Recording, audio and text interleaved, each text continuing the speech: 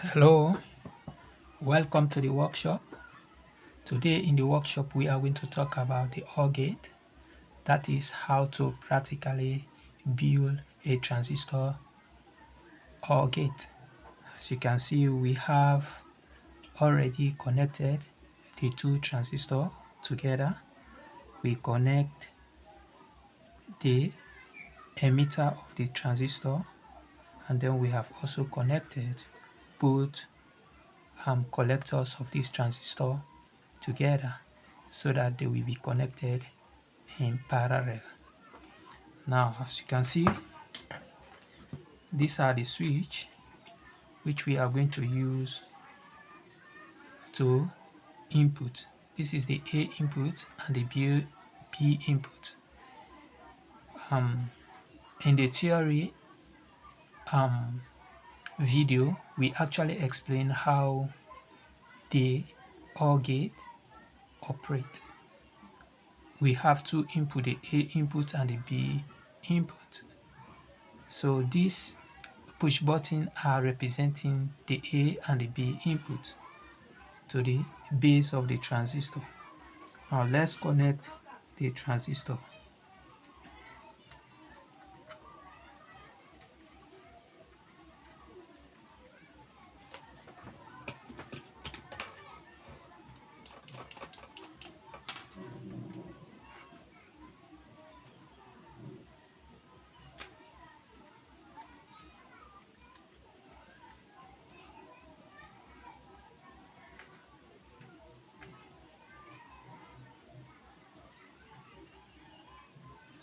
We have connected the push button, the A input and the B input.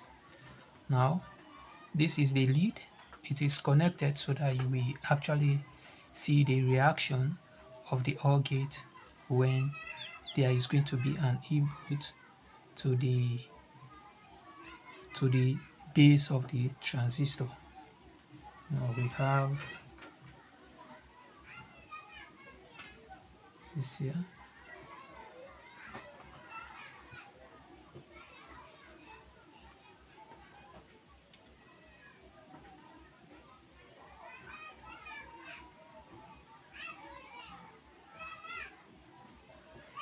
Connect the lead, and this is the 100 ohm resistor. It is there to control the input to the base of these two transistors. Now we are going to power the transistor using a mobile charger, which is 5 volt. So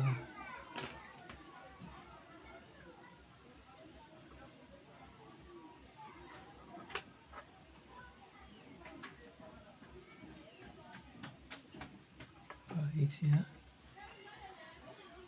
then also power, connect the negative.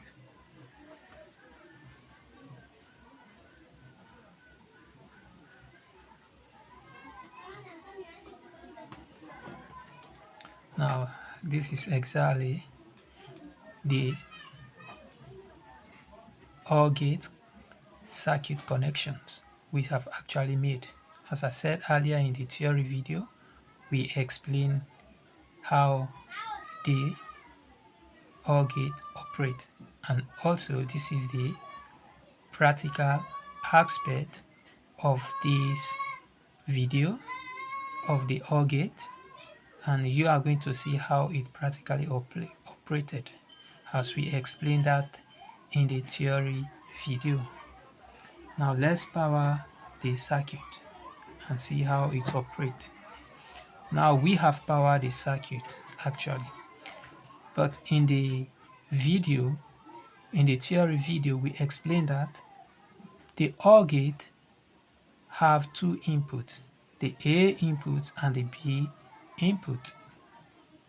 Now if the A input and the B input has no signal, have no power or input to the base, the circuit will remain off, meaning if the A input and the B input are 0, then the output is 0.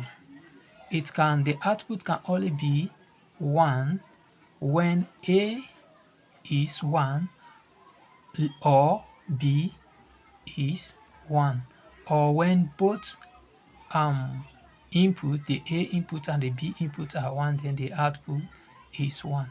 So now let's see what will happen. Now I press the A input, it switch on. I also press the B input, it's also switch on. So that is exactly how the OR gate operate. If you press, it is on. You press the B, it is switch on. If you also press both of them, it will be switch on, unless when you leave both button, thereby making the input 0, then there is not going to be any output. But if you press 2, you have the output. If you press, you also have the OR gate operate. Thank you very much for your audience. Thank you. Please don't forget to subscribe, like and share.